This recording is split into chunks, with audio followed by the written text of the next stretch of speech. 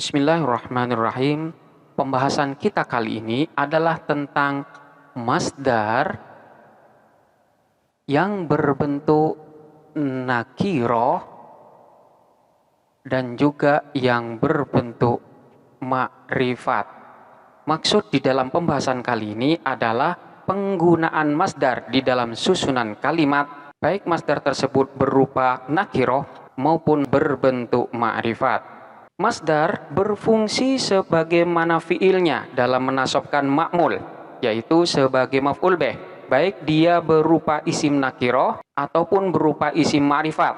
Ma'rifatnya di sini baik dimakrifatkan dengan al maupun karena memang dia dimudhofkan atau disandarkan pada kalimat yang lain.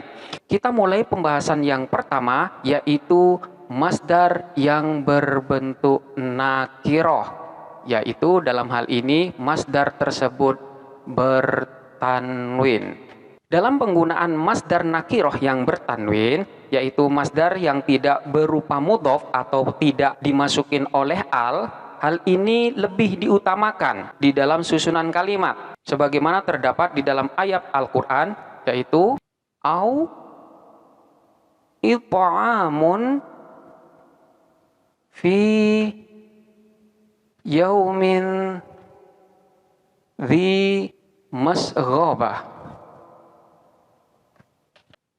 yatiman dha maqrabah. Au it'amun, atau memberi makan, fi yaumin, pada hari, dhi masghabatin, ketika terjadi kelaparan, yatiman, kepada anak-anak yatim, dha maqrabatin, yang memiliki hubungan kekerabatan. Di sini kita perhatikan lafadz au it'amun. Lafadz it'amun di sini adalah merupakan masdar nakiroh yang bertanwin sebagai pengganti dari fiil, yang dalam hal ini dia menasobkan kepada lafadz yatiman. Jadi yatiman di sini menjadi maf'ul bih dari lafadz it'amun. Kemudian selanjutnya yang kedua adalah masdar yang berbentuk makrifat dengan dimasukin al. Dalam penggunaannya, masdar ketika dimasukin al menurut mayoritas ulama hukumnya lemah atau syadz. Contohnya seperti lafadz a'jabani ad-darbu Zaidan. A'jaba, membuat kagum, ni kepadaku, ad-darbu, apa pukulan, Zaidan, kepada Zaid. Atau contoh yang lain seperti lafadz ajabtu min ad-darbi Zaidan. Ajabtu, kagum siapa saya, minad darbi, dari pukulan, Zaidan, kepada Zaid. Kita perhatikan lafadz ad-darbu dan ad-darbi. Lafadz-lafadz tersebut adalah merupakan masdar yang berbentuk isim makrifat dengan al sebagai pengganti dalam menasobkan lafadz Zaidan. Hal ini dianggap sebagai pendapat yang lemah, dan susunan seperti ini adalah susunan yang sangat-sangat jarang terjadi. Di sini terdapat beberapa perbedaan ulama terkait masdar yang berbentuk isim makrifat dengan menggunakan al. Yang pertama, menurut pendapat Imam Sibawayh. Imam Sibawayh di sini menyatakan bahwa hukumnya boleh, dan masdar ini dapat berfungsi sebagaimana fiilnya. Ini menurut pendapat Imam Sibawayh. Selanjutnya pendapat yang kedua, yaitu pendapat dari ulama-ulama Kufah. Ulama-ulama Kufah menyatakan bahwa hal ini tidak diperkenankan. Dan selanjutnya masdar yang berbentuk ma'rifat dengan al ini dinyatakan tidak berfungsi, jadi tidak dapat menasobkan kepada makmulnya. Kemudian pendapat yang ketiga yaitu pendapat dari ulama-ulama Al-Faris. Mereka menyatakan bahwa hal ini boleh namun dianggap kurang tepat. Jadi yang dimaksud dengan boleh, ini artinya masdar tersebut boleh berbentuk isim ma'rifat dengan al dan dapat berfungsi sebagaimana mestinya, yaitu dapat menasobkan kepada makmulnya, namun di dalam penggunaannya kurang tepat. Dan pendapat yang keempat yaitu pendapat dari Ibnu Tolhah. Ibnu Tolhah itu menyatakan bahwa hal tersebut diperbolehkan dengan syarat manakala pada makmulnya terdapat dhamir. Contohnya seperti lafaz a'jabani,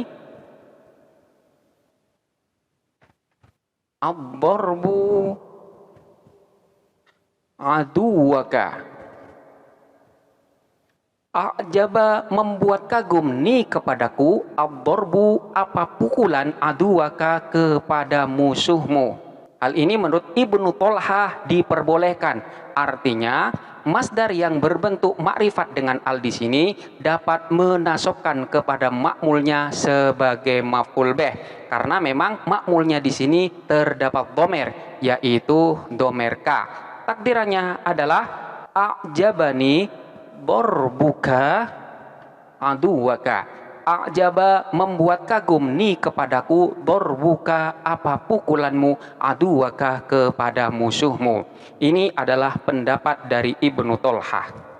Selanjutnya yang ketiga adalah masdar yang berbentuk ma'rifat dengan idhofah. Dalam penggunaannya, masdar yang idhofah atau yang disandarkan kepada kalimat isim yang lainnya ini paling banyak digunakan di dalam Al-Quran, hadis maupun di dalam susunan kalimat yang lainnya. Dalam hal ini terdapat beberapa pola kedudukan. Pola yang pertama yaitu mudhof ini adalah masdar. Selanjutnya mudhof ilaih ini merupakan fa'ilnya, dan kalimat isim yang jatuh setelahnya ini kedudukannya sebagai maf'ul bihnya. Pola semacam ini adalah pola yang banyak terjadi di dalam Al-Quran, hadis maupun di dalam susunan kalam yang lainnya. Contohnya seperti lafaz walaula daf'ullahi an-nasa ba'dhum bi ba'dhin lafasadatil ardu.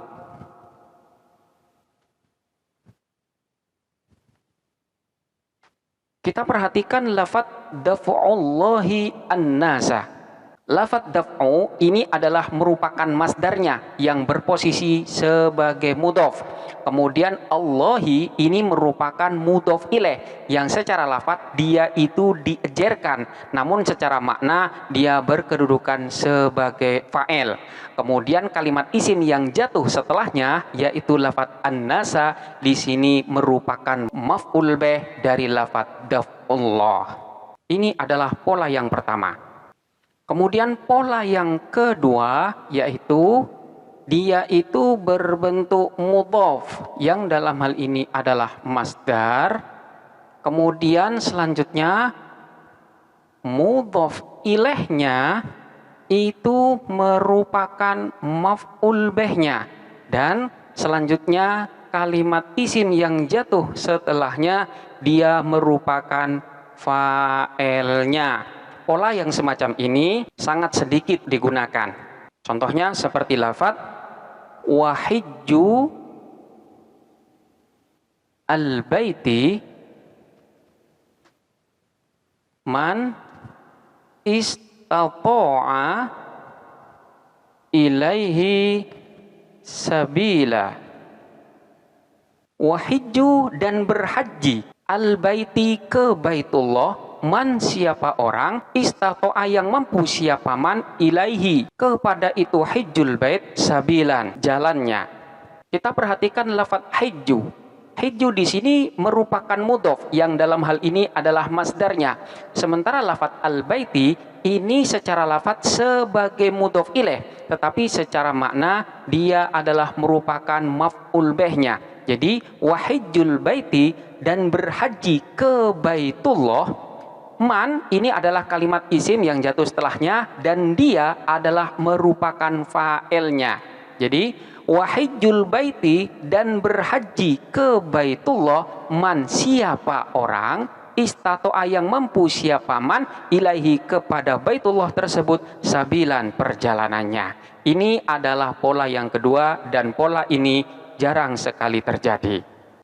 Kemudian pola yang ketiga yaitu yang pertama adalah mudhof dan ini adalah merupakan masdar. Selanjutnya mudhof ilaihnya ini adalah fa'ilnya dan selanjutnya maf'ul bihnya ini dibuang. Jadi tidak ditampakkan di dalam susunan kalimatnya. Contohnya seperti lafaz wa ma kana istighfaru Ibrahima li abihi illa an mau'idatin wa'adaha iyyahu wa makanah dan tidak ada istighfaru Ibrahima memohon ampunnya Ibrahim li abihi untuk ayahnya illa kecuali an mau'idatin hanyalah sebuah janji wa'adaha yang telah menjanjikan siapa Ibrahim ha kepada itu mau'idah iyyahu kepada ayahnya. Kita perhatikan lafaz istighfaru Ibrahim. Di sini lafaz istighfar adalah merupakan mudhof dan dia adalah merupakan masdar. Selanjutnya mudhof ilaihnya yaitu lafaz Ibrahim yang dalam hal ini secara lafaz dia berkedudukan sebagai mudhof ilaih yang i'rabnya jar. Di sini tanda jarnya dengan menggunakan fathah karena merupakan isim ghairu munsharif, namun secara makna dia merupakan fa'ilnya. Selanjutnya maf'ul bihnya di sini dibuang. Takdirannya adalah Rabbahu. Jadi wa makana dan tidak ada istighfaru Ibrahima memohon ampunnya Ibrahim Rabbahu kepada Tuhannya yaitu Tuhannya Ibrahim li abihi untuk ayahnya illa kecuali an mau'idatin hanyalah sebuah janji wa'adaha yang telah menjanjikan siapa itu Ibrahim ha kepada itu mau'idah iyahu kepada ayahnya. Jadi maf'ul bihnya di sini dibuang. Ini adalah beberapa penggunaan dari masdar, baik masdar tersebut berupa masdar nakiroh maupun berupa masdar ma'rifat, baik ma'rifat tersebut dengan menggunakan al maupun berupa idhofah. Dan ketika berupa idhofah di sana terdapat 3 pola yang mana masing-masing dari 3 pola tersebut terdapat penggunaannya di dalam susunan kalam. Selanjutnya silahkan untuk dipelajarin dengan seksama dan sampai jumpa pada pembahasan berikutnya.